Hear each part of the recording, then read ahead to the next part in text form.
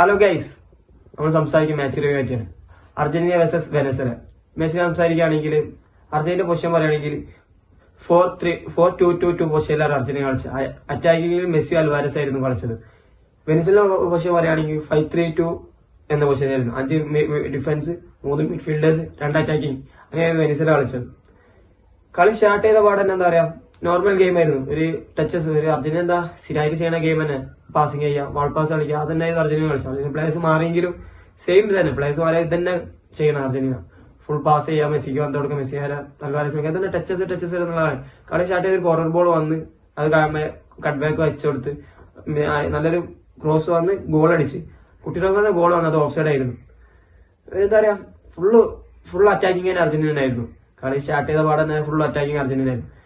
ഇതിന് പിന്നെ normal game easy ആയിട്ട് വന്ന് പിന്നെ ഒരു ബോൾ വിങ്ങിലേക്ക് പോയി കട്ട് ബാക്ക് വന്ന് മെസ്സിന്റെ നല്ലൊരു സിക്ക് ഗോൾ വന്നു 39 മിനിറ്റിൽ. നല്ലൊരു ഗോളായിരുന്നു. ഫസ്റ്റ് ഹാഫിൽ പറയുമ്പോൾ ഇത് തന്നെയാണോ കാര്യമായിട്ട്. ഫസ്റ്റ് ഹാഫിൽ ഓരോ ഭാഗത്തുനിന്നും വെനസ്വല ഭാഗത്തുനിന്നും എല്ലാ അറ്റാക്കിംഗ് ഒന്നും വന്നിട്ടില്ലായിരുന്നു. നോർമൽ ഫസ്റ്റ് ഹാഫ് കഴിയുമ്പോൾ 1-0 ആയിരുന്നു. സെക്കൻഡ് ഹാഫ് സ്റ്റാർട്ട് ചെയ്ത പാട് നല്ല അറ്റാക്കിങ്, സ്റ്റാർട്ട് ചെയ്ത പാടെ അറ്റാക്കിങ് വന്ന് നല്ലൊരു എന്താ പറയാ ബോൾ പൊസിഷൻ വെച്ച ഫുൾ അർജന്റീന ആയിരുന്നു. പിന്നീട് നല്ലൊരു കട്ട് ബാക്ക്, നിക്കോളസിന് നല്ലൊരു കട്ട് ബാക്ക് വന്ന് അത് നല്ല ക്ലിയർ ഫ്ലൈയിങ് ഹെഡ് ആയിരുന്നു ലൗട്ടറോ മാർട്ടിനസിന്. നല്ലൊരു ഗോളായിരുന്നു. അതിനുശേഷം മെസ്സിന്റെ 3ാമത്തെ ഗോൾ വന്നു, ഒരു ടാപ്പിംഗ് ഗോൾ, സൂപ്പർ ഗോളായിരുന്നു. ഒരു ബ്രില്യൻസ് കാണിച്ച ഗോളായിരുന്നു. ചെറിയ ടാപ്പിംഗ് ഗോളാണ്, ഒരു കട്ട് ബാക്ക്, അർമാഡന്റെ കട്ട് ബാക്ക് തന്നെ വിങ്ങിലേക്ക് പോയി കട്ട് ബാക്ക് വെച്ച് മെസ്സി നല്ലൊരു ടാപ്പിംഗ് ഗോൾ വന്നു. 3-0 ആയിരുന്നു. അതിനുശേഷം ഒരു ഗോൾ അടിച്ച് മെസ്സി, അത് ഓഫ് സൈഡ് ആയി. അങ്ങനെ അല്ലെങ്കിൽ ഹാട്രിക് ആയിരുന്നു ഈ മാച്ചിന്.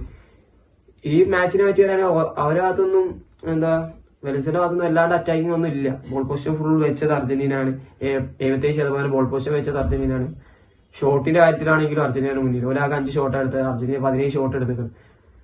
പിന്നെ ഈ കളിനെ പറ്റി പറയുകയാണെങ്കിൽ മെസ്സിന്റെ അവസാന മാച്ചാണ്, അർജന്റീനയുടെ അവസാന മാച്ച് ആയിരിക്കും എന്നാണ് പറയുന്നത്. ഹോം ഗ്രൗണ്ടിൽ കേട്ടോ, അർജന്റീന ഹോം ഗ്രൗണ്ടിന്റെ ആയിരുന്നു. അർജന്റീന ലാസ്റ്റ് മാച്ച് ആയിരിക്കും എന്നാണ് മെസ്സിന്റെ പറയുന്നത്. ഇനിയിപ്പോ ഉണ്ടാവുകയാണെങ്കിൽ വേൾഡ് കപ്പിനൊക്കെ അമേരിക്കയിലേക്കാണ് ഈ പോകേണ്ടത്. അർജന്റീന എന്താ ചെയ്തത് ഇതുവരെ? എന്താ അർജന്റീന ചെയ്തത്? സെയിം തന്നെ, ബോൾ പൊസിഷൻ വെക്കാം, അറ്റാക്കിങ്ങിലേക്ക് പോവാം. ബ്രസീലിനായിട്ട് അന്ന് ചെയ്ത മാച്ച് ഇതായിരുന്നു. ഇത് തന്നെയാണ് ഉറുഗ്വേനായിട്ട് എല്ലായിടത്തും കളിക്കുന്നത് തന്നെ. പ്ലേയേഴ്സ് മാറാണെങ്കിലും പുതിയ പ്ലേയേഴ്സ് ആണെങ്കിലും സെയിം പൊസിഷൻ തന്നെ വെച്ച് കളിക്കുന്നത്. ബോൾ കൂടുതലും അർജന്റീന വെക്കാം. ഓരോ ഭാഗത്തൊന്നും ഇനിയിപ്പോ വെനസ്വല ചാൻസ് വളരെ കുറവായിരിക്കും. ഇനി ചാൻസ് ഇല്ലാതെ തോന്നുന്നു ക്വാളിഫൈ ചെയ്യാൻ. അർജന്റീന ഓൾറെഡി ക്വാളിഫൈ ചെയ്താണ്. അർജന്റീന ഇനിയിപ്പോ മുന്നോട്ട് പോകാൻ, ഇനിയിപ്പോ അടുത്ത മാച്ച് ആണെങ്കിലും ഇതിനെ ചിലപ്പോൾ ചേഞ്ച് വരാൻ വളരെ ചാൻസ് നല്ല കൂടുതലായിരിക്കും. കുറെ പ്ലേസ് ഇനി ചിലപ്പോൾ മാറ്റാൻ പരീക്ഷിക്കാൻ നോക്കും എന്തായാലും. കാരണം എന്തായാലും ഓൾറെഡി ക്വാളിഫൈ ചെയ്തതുകൊണ്ട് 37 പോയിന്റ് ആയി. അതുകൊണ്ട് എന്തായാലും 38 പോയിന്റ് ആയി, സോറി. അപ്പോൾ അതിന് ചെറിയ എന്തെങ്കിലും മാറ്റങ്ങൾ ഉണ്ടായിരിക്കും.